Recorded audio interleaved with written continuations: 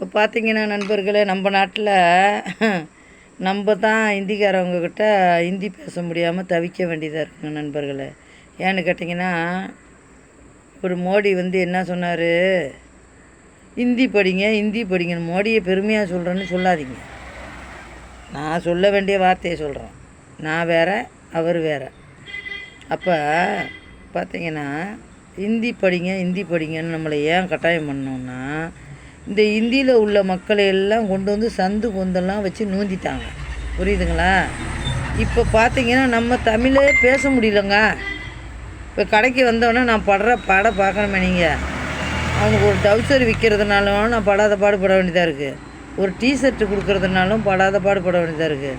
அவனுக்கு ஒரு லோயர் நான் சேல்ஸ் பண்ணுறதுக்குள்ளே நான் படுற பாடு கடவுளுக்கு தெரியும். ஏன்னு கேட்டால் அவன் ஹிந்தியில் பேசுகிறதும் நான் தமிழில் பேசுகிறதும் எப்படிங்க புரியும்? இந்த ரூபாயை மட்டும்தான் நான் இந்த பேப்பரில் எழுதி போடுவேன். 200 300 இப்படி. மற்றது பூரா என்ன கேட்குற தம்பி, என்ன வேணும் நான் கேட்குறது. அவன் அசுக்காங்கிறான் உசுக்காங்கிறான். நான் என்ன செய்யுது? நான் எந்த ஹிந்தியை படித்தேன்? ஆக மொத்தம் நான் என்ன சொல்கிறேன், அவரவர் நாட்டில் அவரவர் இருந்தால் அவரவருக்கு பெருமையாக இருக்கும்.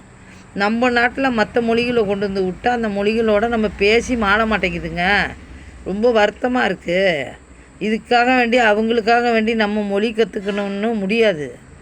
மொழி கற்றுக்கணுன்னு அவசியமே இல்லை. இந்த வயசில் சின்ன சின்ன பிள்ளைங்கள மொழி கற்றுக்க சொல்கிறாங்க. எங்களை மாதிரி வயசெல்லாம் மொழி கற்றுக்க முடியுங்களா?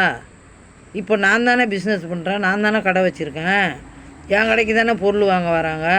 நான் எப்படிங்க பண்ணுறது? இல்லை நான் வியாபாரமே பண்ணாமல் இருக்கவா? அவங்க நாட்டுக்கு நம்ம போக போகிறதில்ல. போகிறோமோ போகலையே அது வேறு. நம்ம நாட்டில் அவங்களுக்கு முழு உரிமையும் கொடுத்ததுனால தானே